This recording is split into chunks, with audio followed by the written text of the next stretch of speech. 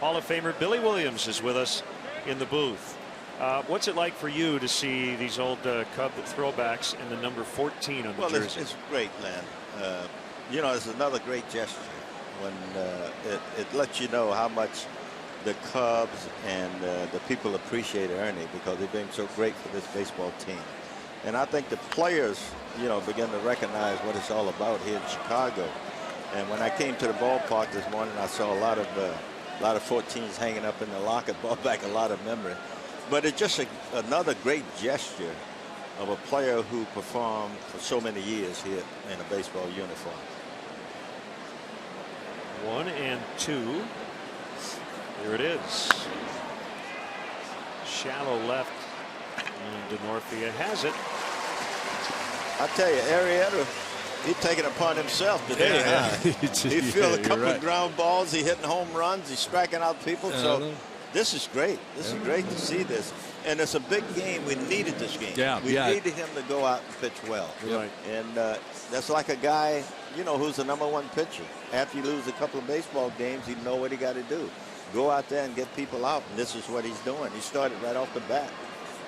Yeah, just basically telling his guys, hop on my shoulders, I'll take care of you today.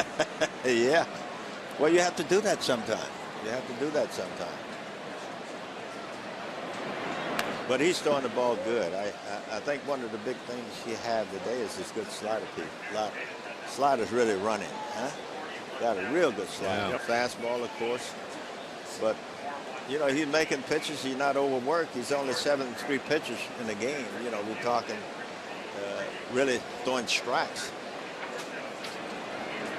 1-2. Garcia misses up and in. Yeah, and I don't know if it's part of his game planning or if it just happened that way, but he had all the strikeouts early and hasn't really been striking that many people out here the last couple innings. It's almost as though he set the tone, and then he's going to pitch to contact a little bit to keep that pitch count down to allow him to pitch deep into the game.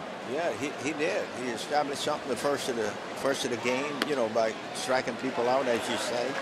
And now, you know, we are in the 6th inning now, and he doesn't have that many pitches. Therefore, he's throwing the contact, letting the guys make the plays. And this is a good pitcher. This is what he got to do. And I think, you know, he's a guy today probably want to stay 9 innings, want to stay in the game. You know, just keep pitching. As long as you're pitching well, stay there. You know. Still throwing 96 miles per hour. Tough pitch. I couldn't hit that. It's too hard. Oh, you could. But that's the thing. I mean, there's so many good arms in the game now, man. That we see it. The run scoring is down everywhere. I tell you, there's a lot of guys throw 96, 97, 98 miles per hour. And you had a few guys back then, you know, like a Gibson, like a Bob Ville. You know, they threw pretty hard, but that was probably, I imagine about 3 or 4 guys on the club. But you didn't carry about 10, 12 pitches at the time. Right. And you had a couple of guys who could throw the ball real good. Of course, you know, the guy pitched for the Dodgers wore number 32, Sandy Koufax. You know what I mean? Yeah, he had a pretty good idea. Yeah, he had a pretty good idea. Full count on Garcia. This will be number 2. Close at first, 2 outs. So, Billy, I wanted to ask you about Anthony Rizzo because he's been so good against lefties. Did you change your approach against guys like Koufax versus right-handers? Anthony gets closer to the plate, seems to take more of a 2-strike approach. Well, this is what Anthony does. I didn't change my position in the batter's box. The only thing I did with the left-hander, I was concerned about a slide piece, you know, making me go at the ball on the outside part of the plate. Therefore, I looked to hit the ball to center field or right field, especially with 2 strikes. Now, a left-handed hitter made me more aggressive than a right-handed hitter because I didn't want to get to that point where he threw me a ball and it's tough to hit. So when I walked up to the plate, strangely enough, I looked for breaking balls off a left-hander. And I tried to stay with the ball a little longer. And Rizzo crawls up on the plate. That's his style of hitting. That's what he liked to do, and he's been good at it. He's been good at doing that. But I looked middle of plate away and looked for breaking balls off a left-hander because I was quick enough on the inside to get to the ball. You ready to sing, Billy? Yeah, I'm ready. Come on, guys. Billy's going to sing. Yeah. His grandsons. Here, take the headset off. Cubs Hall of Famer Billy Williams. wear number 14. It's another great gesture, what it means to Ernie Banks, who has been an outstanding player here in Chicago.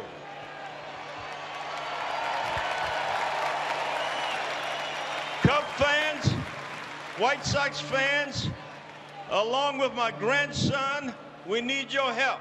Let's sing out loud. Here we go. A 1, a 2, a 3. Take me out to the ball game. Take me out to the crowd. Buy me some peanuts and Cracker Jacks. I don't care if I ever get back. So it's root, root, root for the. If they don't win, it's a shame. For it's 1, 2.